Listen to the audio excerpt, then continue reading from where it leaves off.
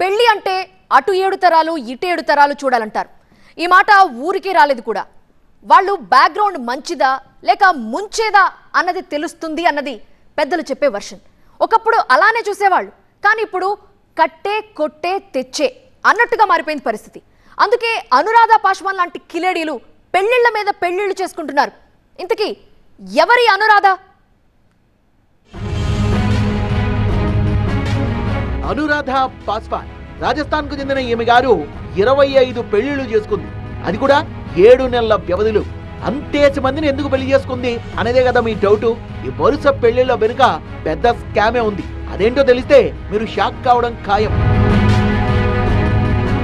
నిన్న భోపాల్ సవాయ్ మాధోపూర్ పోలీసులు అనురాధ పాశ్వాన్ ను అరెస్ట్ చేశారు.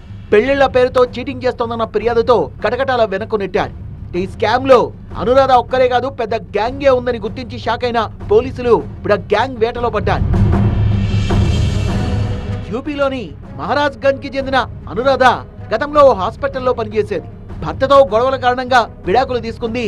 ఆ తర్వాత మకాం మధ్యప్రదేశ్ కి మార్చింది. భోపాల్లో ఉంటూ పెళ్లిళ్ల ముఠాతో చేతులు కలిపింది. పెళ్లి కోసం ఆత్రంగా ఎదురు చూసేవాళ్లు ఈ గ్యాంగ్ టార్గెట్. మంచి సంబంధం ఉందని చెప్పి అనురాధ ఫోటో చూపించేవాళ్ళు. ఆ తర్వాత చట్టబద్ధంగా 3 ముళ్ల తతంగం ముగించేసి భారీగా కమిషన్ తీసుకునేవాళ్ళు. ఇంకా ఆ తర్వాత అత్తారింట్లో అడుగుపెట్టే అనురాధ మంచి సమయం చూసుకుని నగలు, నగదు, ఎలక్ట్రానిక్ వస్తువులతో చెక్కేసేది. ఇలా 7 నెలల కాలంలో ఏకంగా 25 పెళ్లిళ్లు చేసుకుంది. సవాయ్ మాధోపూర్ కి చెందిన విష్ణు శర్మ అనే వ్యక్తి ఈ నెల 3న ఫిర్యాదు చేయడంతో అనురాధ అనుకో చీటింగ్ వ్యవహారం వెలుగులోకి వచ్చింది. మ్యాట్రిమోనీ వెబ్సైట్లతో మ్యారేజీ బ్రోకర్లు చేస్తున్న మోసాలు అన్ని ఇన్ని కావు.